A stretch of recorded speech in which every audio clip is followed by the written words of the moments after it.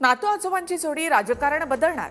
पवार कुटुंबामधला आजोबा नातवाचा हा व्हिडिओ सध्या बारामतीकरांच्या दुःखावर फुंकर घालतोय. पार्थ पवार, शरद पवार यांच्या या व्हिडिओमध्ये पार्थ पवार शरद पवारांना काहीतरी सांगतायत, पण पवार नकारार्थी मान हलवतात. तरी सुद्धा पार्थ पवार त्यांचं बोलणं सुरूच ठेवतात. पवार पुन्हा एकदा नकारार्थी मान हलवतात. पवार बोलण्याचा प्रयत्न करतात, तेवढ्यात पार्थ पवार आणखी काहीतरी बोलतात. त्यानंतर पवार पार्थ पवारांचं म्हणणं ऐकून घेतात. त्यानंतर शरद पवार पार्थ पवारांना काहीतरी प्रश्न विचारतात. त्यावर पार्थ पवार उत्तर देतात. पुन्हा बोलताना पवार पार्थ पवारांच्या हातावर बोट ठेवतात. आजोबा नातवाचा जिव्हाळा यामधून दिसतो. या व्हिडिओमध्ये नातवाला शरद पवार काहीतरी मार्गदर्शन करतायत असंही दिसतंय. आता हा दुसरा फोटो पहा. पवार काय सांगतायत रोहित पवार, पार्थ पवार हे दोन्ही नातू अगदी सिरियसली ऐकतायत.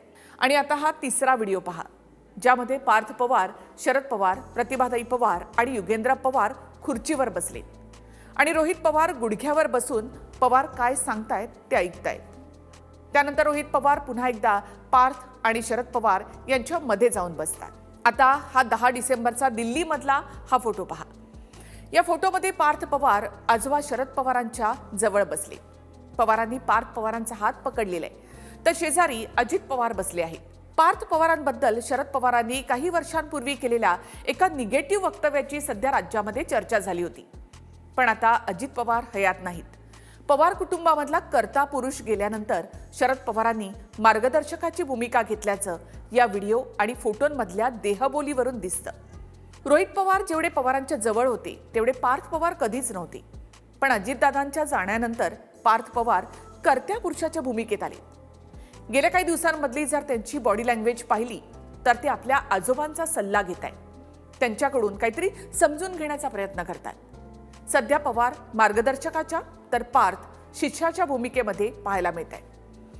काही दिवसांपूर्वी पवारांनी राष्ट्रवादीचं नेतृत्व युवा नेत्यांच्या हाती देऊ असं म्हटलं होतं.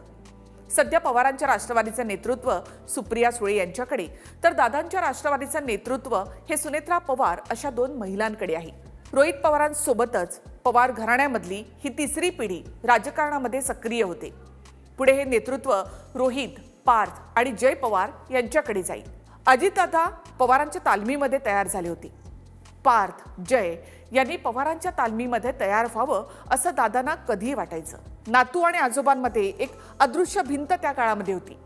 ती दादांच्या जाण्यामुळे कोसळली आणि आता पवार दोन्ही नातवांच्या मागे अगदी खंबीरपणे उभे आहेत.